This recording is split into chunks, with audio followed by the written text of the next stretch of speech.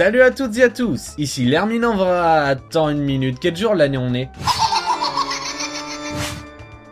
Bon bah il semblerait que mon émission soit condamnée à être diffusée uniquement à Halloween. Et donc ce soir je vais vous parler d'une œuvre qui n'a absolument rien à voir avec Halloween et qui est un véritable vestige des années 2000, à savoir Winx Club. Winx Club est un dessin animé italien créé par Eugenio Straffi en 2004 et a d'abord été diffusé sur la chaîne italienne Rai 2 avant d'arriver en France le mois suivant sur France 3. La série avait eu un énorme succès à l'époque. Pour faire court, jouets, figurines, jeux vidéo, films, CD, DVD, t-shirts, tongs, adaptation Netflix, même si je crois que ça a été abandonné, et même un spectacle sur glace. Tu sais que ton bébé a marché quand il a eu droit à un spectacle sur glace. Et fait rigolo pour cette vidéo, c'est une série de mon enfance. Pour dire, j'ai même retrouvé le DVD de la série dans mes affaires. Et si j'en parle, d'abord c'est pour meubler, et aussi pour dire à quel point c'est une arnaque. À savoir, il y avait que 2 épisodes, ce qui est une arnaque, on va pas se mentir. Les menus ont l'air d'avoir été faits sur le créateur de DVD Windows, en plus d'avoir des cookies, et l'encodage est dégueulasse. Mais malheureusement, c'est un problème qui existe encore aujourd'hui, genre mon DVD de la série Bigger au Six, c'est une abomination sans nom. Et là, tu te demandes sûrement de quoi ça parle. Eh ben, je vais te le dire, mais juste après le générique. Ouais.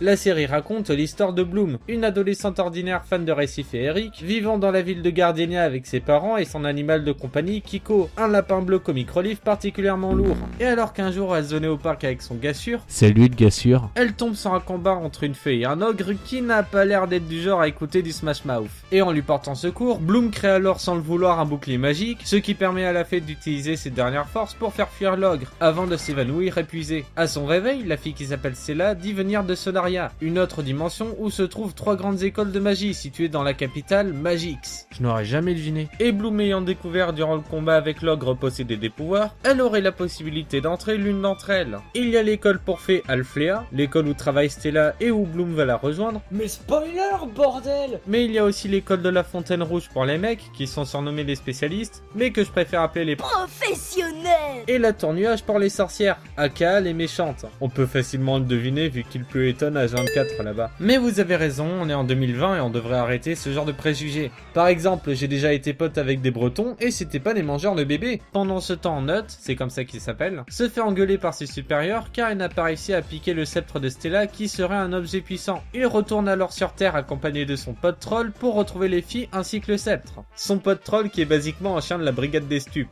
Ils finissent par retrouver Stella et Bloom et foutent le bordel dans la maison. Tu veux un aperçu de ce que le troll et moi on est capable de faire? Si j'étais toi, je me tiendrais prête à penser mes blessures, tu vois ce que je veux dire?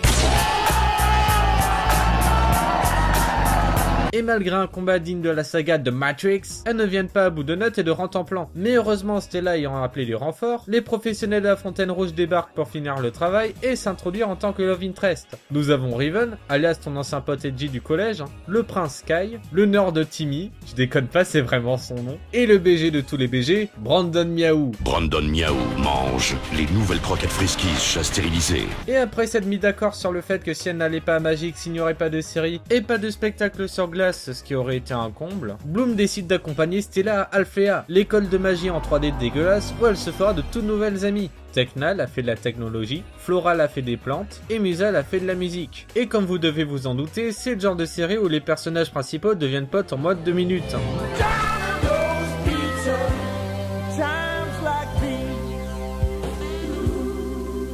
Et au fur et à mesure qu'un fil rouge se crée, les filles auront comme ennemi récurrent un groupe de sorcières venant de la tour nuage appelé les Trix, les sorcières pour qui Nut travaille.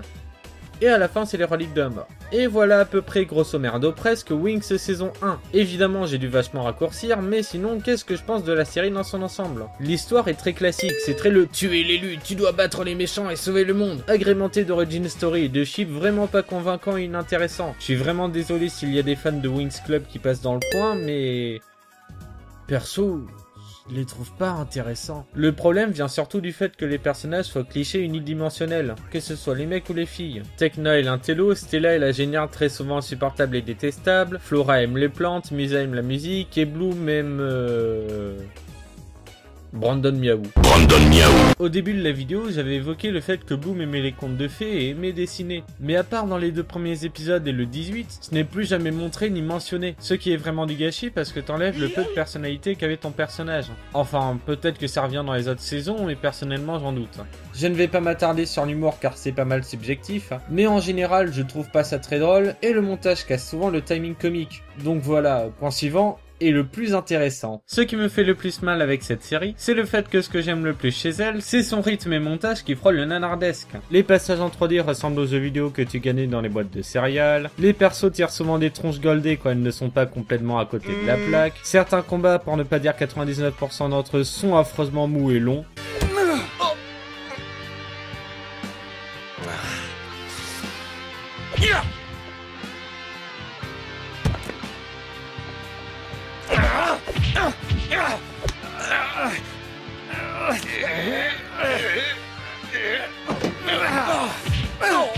L'animation a du rollback, il y a des zooms et des cuts mal foutus, et il y a des erreurs de compositing absolument délicieuses. Magic. Dans les scènes de discussion, il y a une fois sur 3 des énormes silences, et certains doubleurs sont sur une autre planète. Et bien sûr, comme c'est une série de Magical Girl, on a le droit aux mêmes scènes de transformation à chaque épisode, ce qui fait toujours du bien au portefeuille et au watch time. Oh, et aussi, il y a des chansons. Oui.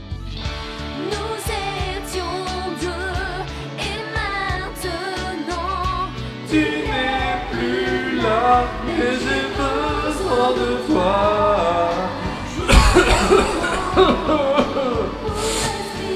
Bon, c'est vrai que je m'acharne un peu, mais si on cherche bien, on peut toujours trouver quelques points positifs. Les char design restent solides et ne changent pas à chaque épisode, contrairement à un certain Steven Universe. Hein, fils de pute! Ça arrive d'avoir 2-3 dialogues sympas, notés cool.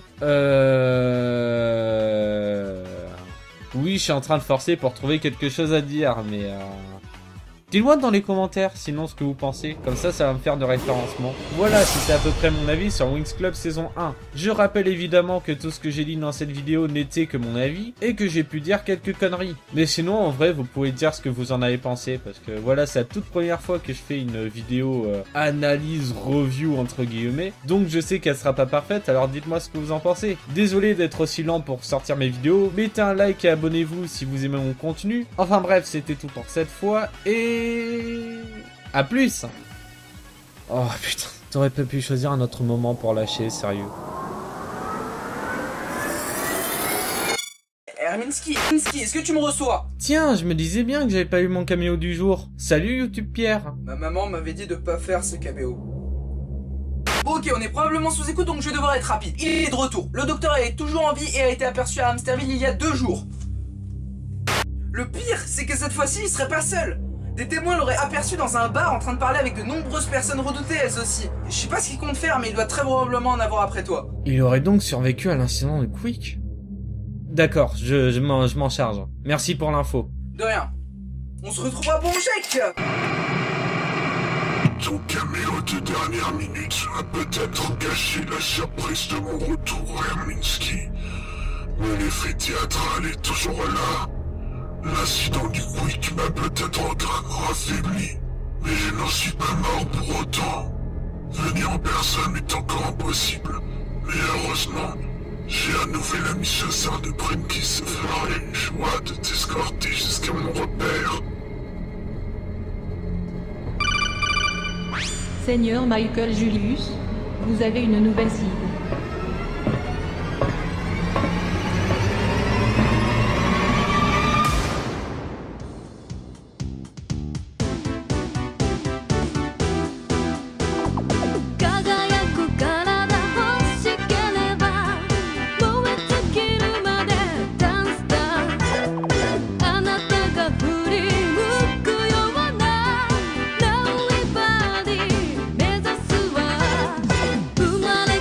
Putain mec, spoiler quoi. Non mais tu crois qu'on l'a vu cet épisode? Non mais je pense que t'es absolument en roue libre. Tu perds les pédales mon grand. Il va falloir que tu arrêtes de te secouer les puces à ce point là. Il faut se remettre franchement. Regardez où tu vas. Parce que là, tu sors vraiment des limites.